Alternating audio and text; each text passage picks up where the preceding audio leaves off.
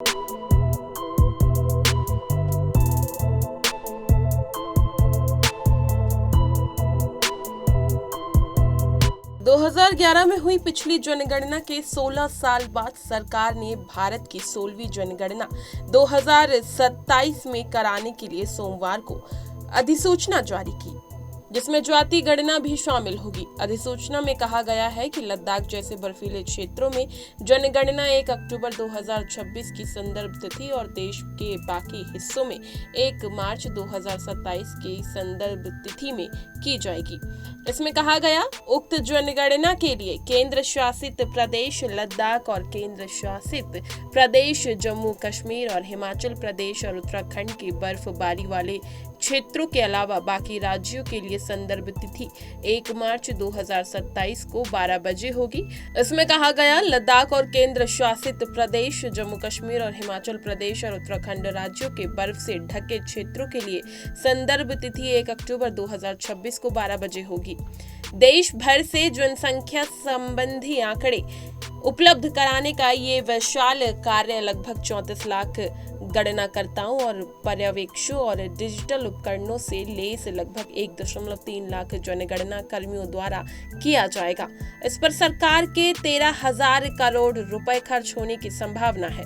एक सरकारी बयान में कहा गया है कि जनगणना के साथ ही जातिगत गणना भी की जाएगी। केंद्रीय गृह मंत्री अमित शाह ने रविवार को यहां केंद्रीय गृह सचिव, भारत के रजिस्ट्रार जनरल और जनगणना आयुक्त मृत्युंजय कुमार नारायण और अन्य वरिष्ठ अधिकारियों के साथ जनगणना की तैयारियों की समीक्षा की। एक सरकारी बयान में कहा गया कि जनगणना कार्य शुरू होने के बाद से यहां 16वीं जनगणना और स्वतंत्रता के बाद 8वीं जनगणना है। संविधान के अनुच्छेद 246 के अनुसार जनगणना 7वीं अनुसूची में संघवर्ती सूची में 69वें स्थान पर सूचीबद्ध विषय है। जनगणना समाज के हर वर्ग से डेटा संग्रह का प्राथमिक स्रोत है और एक दशकीय गतिविधि है। आगामी जनगणना में जाति गणना भी की जाएगी, जो आजादी के बाद पहली बार होगी। पिछली व्यापक जाति आधारित गणना अंग्रेजों ने 1881 और 1931 के बीच की थी। आजादी के बाद से किए गए सभी जनगणना कार्यों से जाति को बाहर रखा गया था। आगामी जनगणना में जाति गणना को शामिल करने का निर्णय 30 अप्रैल को प्रधानमंत्री नरेंद्र मोदी की अध्यक्षता में राजनीतिक मामलों की मंत्रिमंडलीय समिति द्वारा लिया गया था। एक आधिकारिक बयान में कहा गया था, इन सभी परिस्थितियों पर विचार करते हुए और ये सुनिश्चित करने के लिए कि हमारा सामाजिक ताना बाना राजनीतिक दबाव में न आए, ये निर्णय लिया गया है कि एक अलग सर्वेक्षण में जाति गणना कराने के बजाय मुख्य जनगणना में इसे शामिल किया जाएगा। आगामी प्रक्रियाओं में लोगों को स्वगणना का प्रावधान भी उपलब्ध कराया जाएगा। जनगणना 2 चरणों में की जाएगी। पहले चरण में हाउस लिस्टिंग ऑपरेशन, प्रत्येक घर के आवासीय स्थिति, संपत्ति और सुविधाओं का विवरण एकत्र किया जाएगा। इसके बाद दूसरे चरण में जनसंख्या गणना, जनसांख्यिकीय, सामाजिक आर्थिक स्थिति, सांस्कृतिक स्थिति और प्रत्येक घर में प्रत्येक व्यक्ति का अन्य विवरण एकत्र किया जाएगा।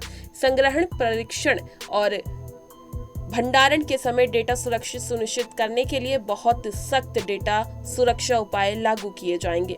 इससे पहले गणनाकर्ताओं और पर्यवेक्षकों को इस काव्यात के सुचारू संचालन के लिए प्रशिक्षण दिया जाएगा। प्रशिक्षण प्रक्रिया अक्टूबर 2025 में शुरू हो सकती है। नागरिकों को लगभग 3 दर्जन सवालों के जवाब देने होंगे, जिनमें ये पूछा जाएगा कि क्या वो टेलीफोन या इंटरनेट का इस्तेमाल करते हैं, उनके पास कौन कौन से वाहन हैं, कौन कौन से वो अनाज खाते हैं, उनका जल स्रोत क्या है, उनका घर किस प्रकार का है और क्या परिवार का मुखिया महिला है या अनुसूचित जाति या अनुसूचित जनजाति से संबंधित है।